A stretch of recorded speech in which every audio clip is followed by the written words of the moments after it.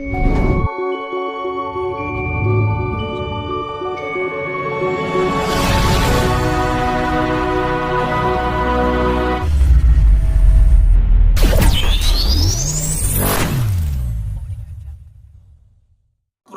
spiritual, bangsa ini bahkan dunia mengalami fase kebangkrutan spiritual karena ketokohannya mesti dipujo itu materi yang sangat berlebihan itu loh. Kalau materi karena konteks materi manusia sama, kok ijek lebih terhormat hewan mangan yo sak cukupe ya teran turu kan. Permangan kawin yo kawin sak cukupe. Lah nek umpama enek apa sih yo?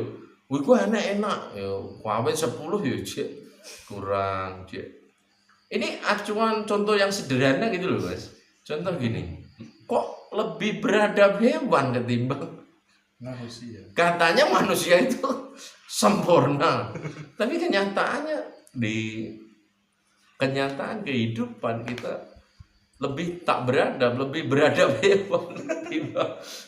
Dan ini saya mengkritik bukan saya ini tidak hewan, berarti kita di dimensi hewan yang level apa itu loh. Apakah kita termasuk hewan yang paling level terendah atau manusia saya anggap juga hewan, tapi kan setidaknya nih punya pola pikir setingkat katanya melahirkan madep-madep yang begitu hebat. Apa yang dilakukan? Justru negara-negara yang tergolong religinya kuat malah jadi penghasil sampah sedunia loh. Negara terkotor di dunia itu cari aja nanti di banyak website. Saya malam ini saya mendapatkan beda lagi penerangan yang sangat spektakuler dan paling tidak saya punya ekspektasi. Di Tuban kebetulan saya banyak jaringan anak-anak muda, ratusan banyak sekali. Paling nggak bisa bikin miniaturnya padepokan upat-upat bumi lah secara tindakan aktualisasinya untuk meminimalisir kebangkrutan spiritual ya. Iya, kalau menculik bahasa saya ya memang bangsa ini bahkan dunia saat ini kita kehilangan tokoh-tokoh spiritualis yang nyata-nyata spiritualis. Walaupun saya bukan termasuk orang spiritualis tapi saya mencoba. Saya pun tidak berani mengatakan suci, tapi setidaknya tetap pakai etika ngono yo ngono ning ojo. Karena di dalam konteks logo saya itu Mas, itu upat-upat bumi itu kan satu sistem cetak biru global dunia. Hitam putih berjabat tangan. Lu hitam putih kok wani jabat no tangan itu, kalau saya itu bukan orang yang benar-benar duduk di tengah, tidak berani. Itu nanti akan melanggar etika huru hara, madhab akan banyak tersinggung. Saya berani itu konsep upat-upat bumi. Upat-upat bumi itu kan upat-upat itu pucuk cemeti atau tali jagat. Senjatanya wong Angon itu kan pucuknya, kalau dalam konteks syariat, tarekat, hakikat, makrifat, pecutnya tak simbolkan sebagai jalan saya untuk menciptakan senjata untuk Angon. Angon itu kan rileks kelihatannya karena banyak tokoh-tokoh besar, bahkan Nabi kan lahirnya dari seorang pengembala. Melalui perenungan yang panjang saya melahirkan. Walaupun saya itu gak sekolah Mas, tapi saya menciptakan satu gagasan, muncul dua punjer tali jagat sama upat-upat bumi. Tapi yang saya nganu upat-upat bumi. Upat-upat bumi itu satu sistem. Itu digambarnya nanti bisa dicari di Google itu cemeti, buku. Kenapa saya ambil buku? Buku itu simbol dari ilmu. Ilmu itu berarti melahirkan semua pemikiran yang ada di dunia. Cara berpikir saya, karena ilmu itulah justru yang menciptakan kehancuran. Pokoknya saya itu selalu berpikir agak beda dengan orang lain. Maka dalam wong sampean itu kenapa anak gak di sekolah no? Ya karena wong pinter itu malah menciptakan kerusakan. Itu simbol dari buku itu. Ketika Anda belajar, Anda akan diuntal ilmu dan akan menciptakan kerusakan. Bukan Anda yang menguntal ilmu, dijadikan menjadi rahmat untuk seluruh. Maka jenengan ketika ditarik pada garis keagamaan, saya tidak mau karena saya spiritualis, berpikir secara universal, memakai sudut pandang kebudayaan. Karena semua pemikiran konstruksinya ada di kebudayaan, bukan kebudayaan seninya. Misalnya wayang, bukan. Kebudayaan itu konteks religi, konteks seni, aplikasi pertanian, itu kan diskusinya masuk di ranah kebudayaan. Bahkan religi-religi itu masuk di produk dari sebuah konstruksi kebudayaan. Tapi meskipun begitu, ketika kemudian ada teman-teman lain dari berbagai daerah ingin mendapatkan bimbingan rohani barangkali, welcome itu sih, gak masalah ya.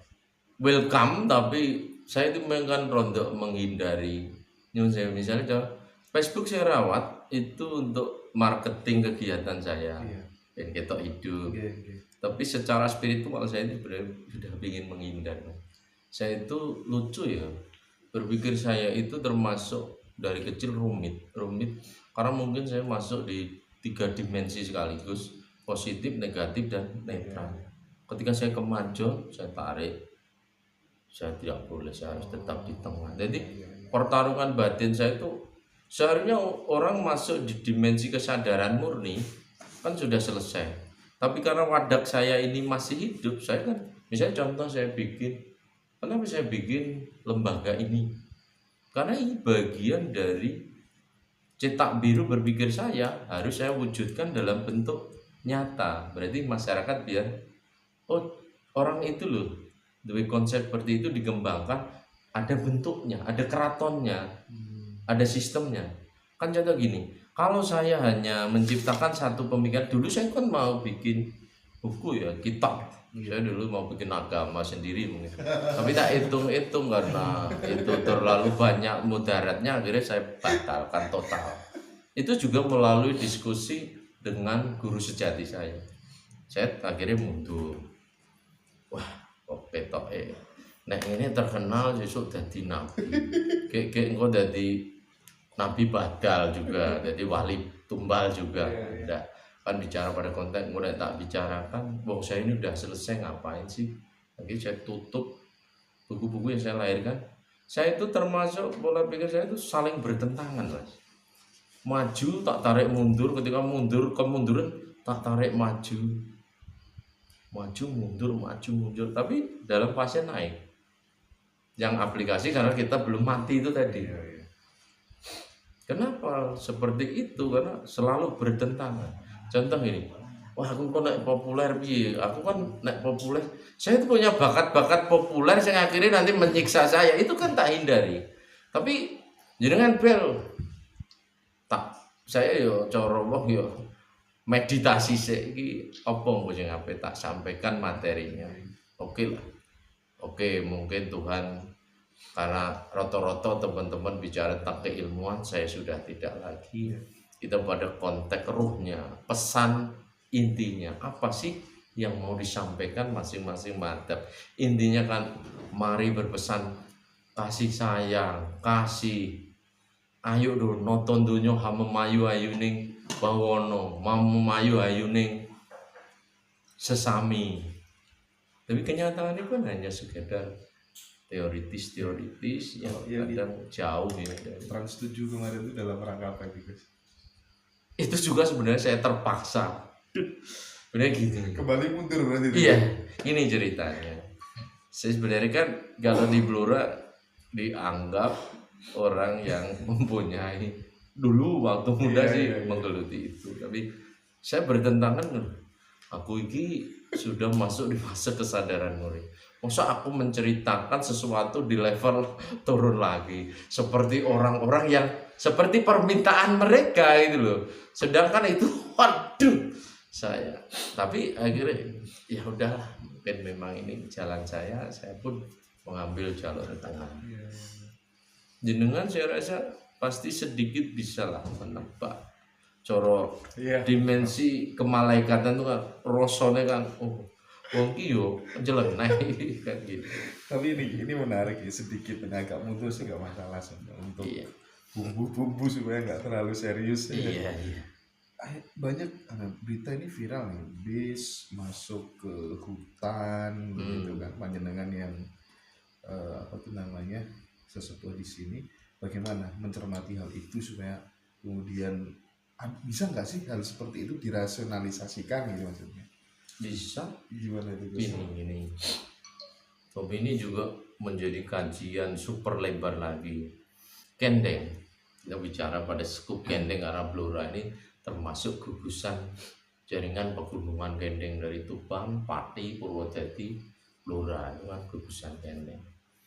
Hal-hal yang saya begini, hal-hal yang bersifat supranatural, dimensi cahaya itu kalau di dinding, misalnya kita bicara pada ruang kerajaan jin, kita bicara ke ruang kerajaan jin. Kerajaan jin itu kan membutuhkan material yang berupa misalnya logam-logam mulia untuk membangun kerajaan. Karena Kendeng ini termasuk apa ya, lempeng arus gunung berapi